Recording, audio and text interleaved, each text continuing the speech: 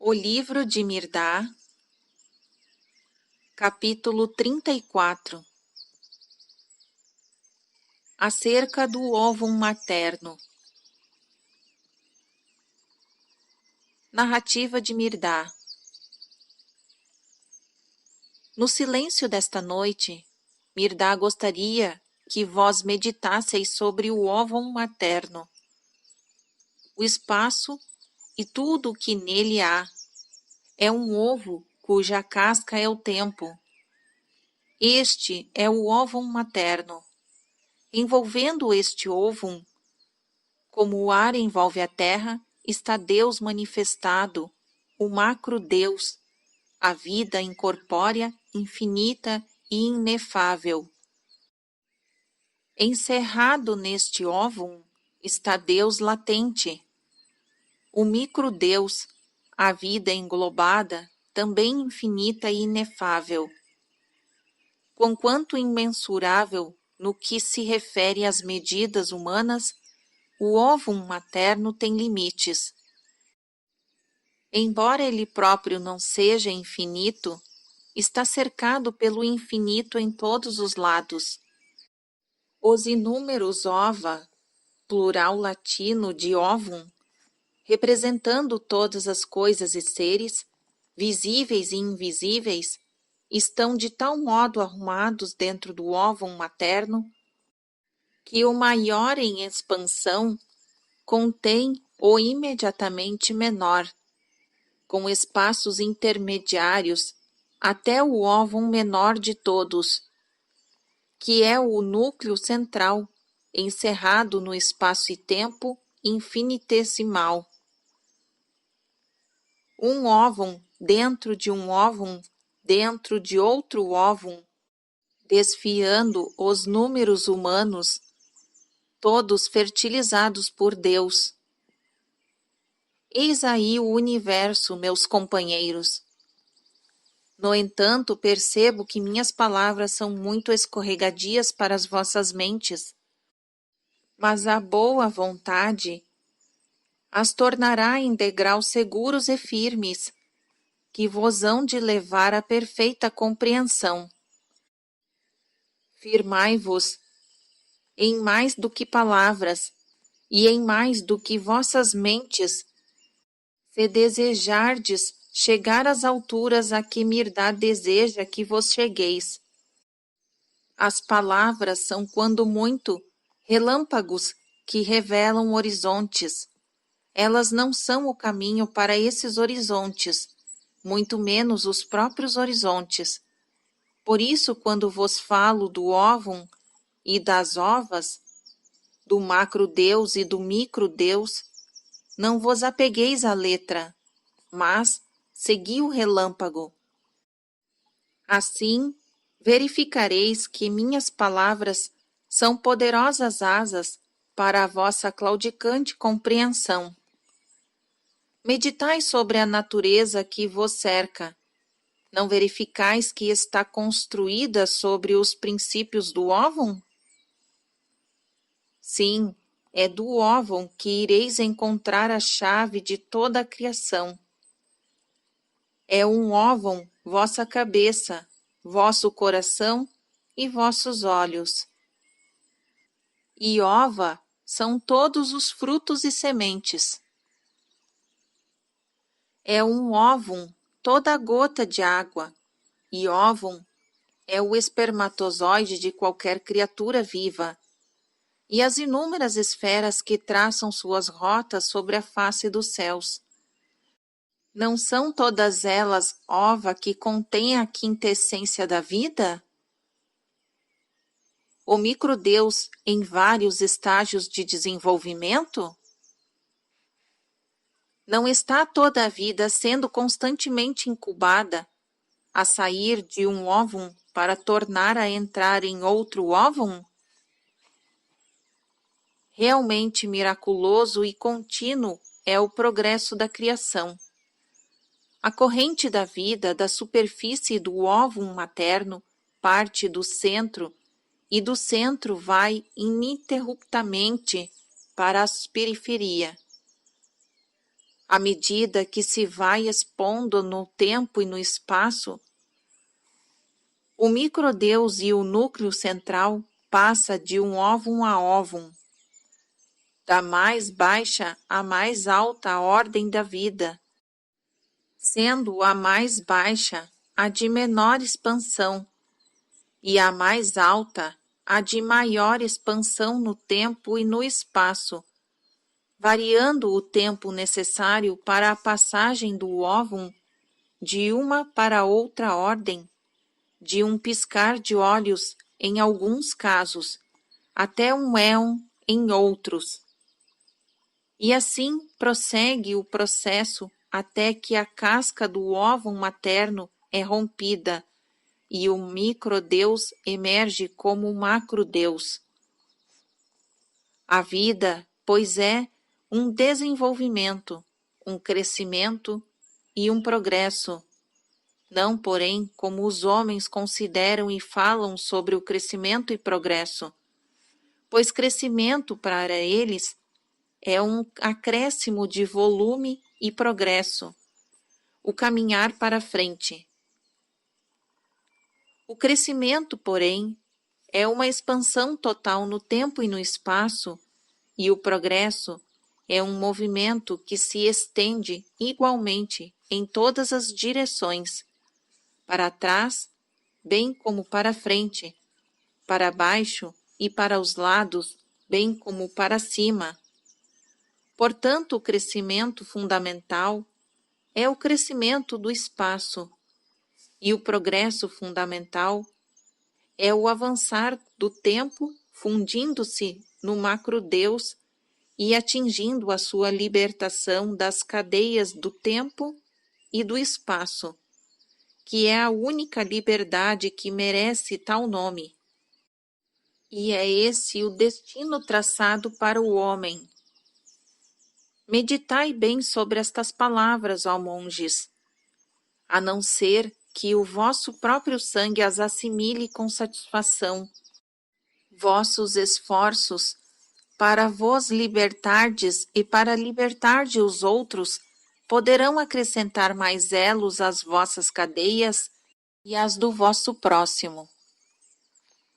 Mirdá quer fazer-vos compreender que podereis auxiliar todos os que anseiam a também compreender. Mirdá quer que vos liberteis para que possais guiar para a liberdade a raça daqueles que anseiam por se libertarem. Eis porque tentará elucidar ainda melhor este princípio do óvum, especialmente naquilo que se refere ao homem. Todas as ordens de seres abaixo do homem estão incluídas em um grupo de ova. Há, pois, para as plantas, tantos ova quantos variedades de plantas existem, e mais evoluídas encerrando as menos evoluídas. O mesmo quanto aos insetos, peixes e mamíferos. Sempre os mais evoluídos, encerrando todas as ordens da vida abaixo delas até o núcleo central. Assim como a gema e a clara dentro de um ovo comum serve para alimentar e desenvolver o embrião nele encerrado, também todos os ova, encerrados em qualquer óvum, serve para alimentar e desenvolver o microdeus ali encerrado.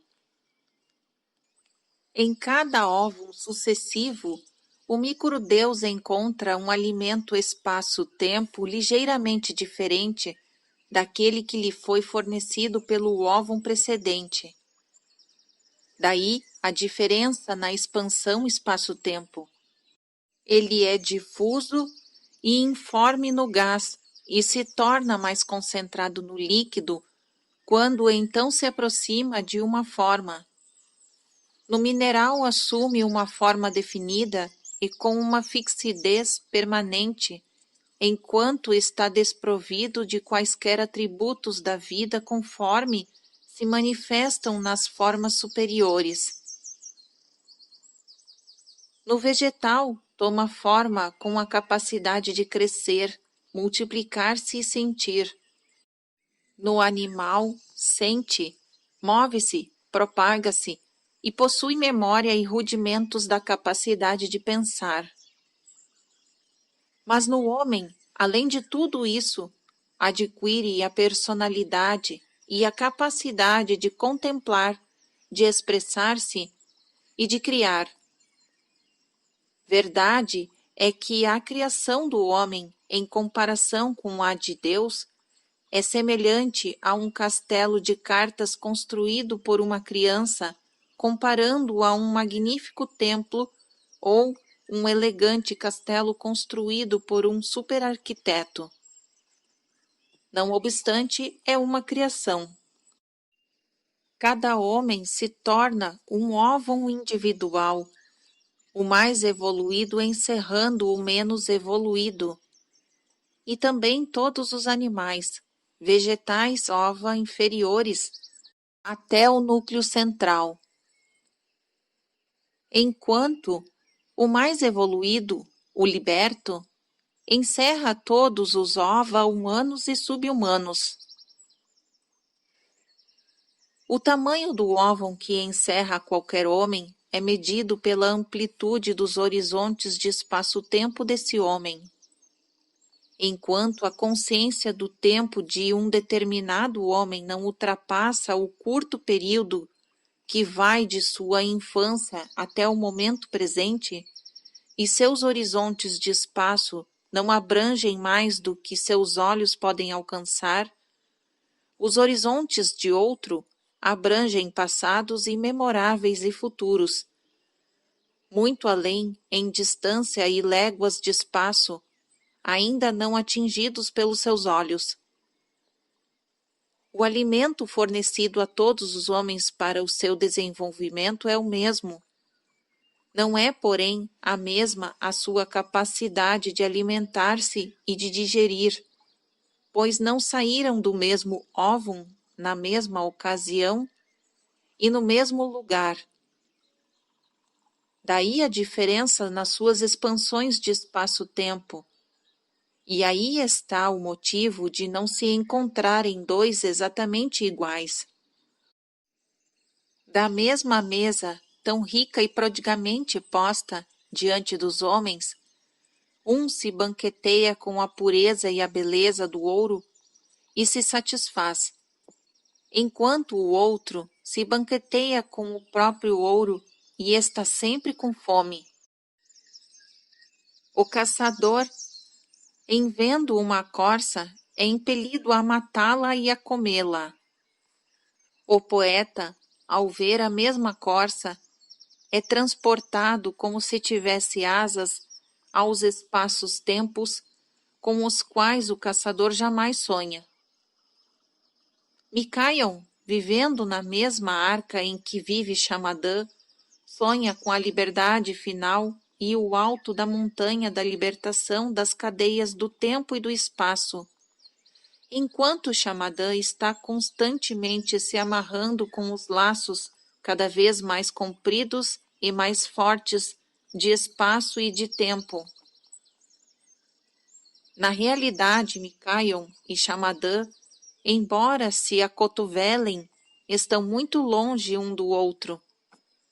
Micaion contém Xamadã, porém Xamadã não contém Micaion. Por isso, Micaion pode compreender Xamadã, mas Xamadã não pode compreender Micaion. Observação.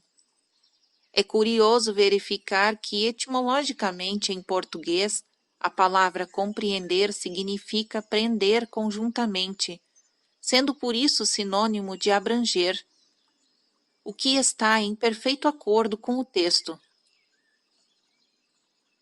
Continuando. A vida de um liberto toca a vida de todos os homens por todos os lados, pois contém as vidas de todos os homens. No entanto, a vida de nenhum homem toca, por todos os lados, a vida de um homem liberto.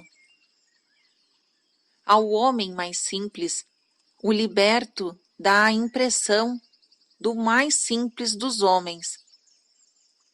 O altamente evoluído o reconhece como altamente evoluído.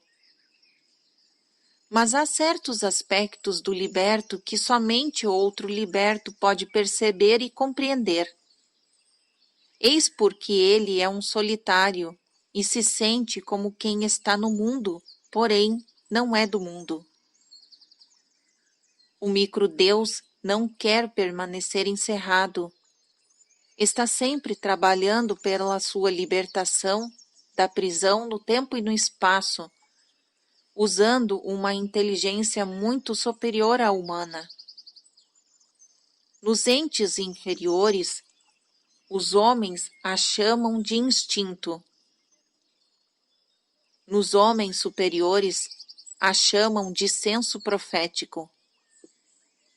E é tudo isso e muito mais do que isso. É aquele poder sem nome, a que alguns deram, muito adequadamente, o nome de Espírito Santo, e que Mirdá denomina de Espírito da Sagrada Compreensão. O primeiro filho do homem que furou a casca do tempo e atravessou a fronteira do espaço foi chamado com muita razão Filho de Deus. Sua compreensão da divindade é adequadamente denominada Espírito Santo. Podeis estar certos de que vós também sois filhos de Deus e que também em vós o Espírito Santo procura entrar. Trabalhai com ele e jamais contra ele. Enquanto, porém, não houverdes furado a casca do tempo e atravessado as fronteiras do espaço, que ninguém diga, eu sou Deus. Antes diga, Deus é eu. Conservai bem isto em vossa mente, para que o orgulho e a vã imaginação não corrompam os vossos corações e milite contra o trabalho do Espírito Santo dentro de vós. Pois a maior parte dos homens trabalha contra o Espírito Santo, adiando a libertação final. Para conquistar o tempo, tereis que, com o tempo, combater o tempo. Para vencer o espaço, tereis de deixar que o espaço devore o espaço. Fazer-se de amável anfitrião de qualquer deles é permanecer prisioneiro de ambos e refém das infindáveis travessuras do bem e do mal. Aqueles que descobriram o seu destino e anseiam por vivê-lo, não perdem tempo embalando o tempo, nem passos andando no espaço. No intervalo de uma curta vida, poderão enrolar os éons e aniquilar imensas vastidões. Não esperam que a morte os leve a um óvulo próximo aos deles. Confiam em que a vida os auxiliará a perfurar a casca de muitos ova de uma só vez. Por isso precisais estar desapegados de tudo, para que o tempo e o espaço não tenham dominado sobre os vossos corações. Quanto mais possuirdes, mais sereis possuídos. Quanto menos possuídos, menos sereis possuídos. Sim, sede destituídos de tudo, exceto de vossa fé, vosso amor e vosso anseio pela libertação por meio da sagrada compreensão.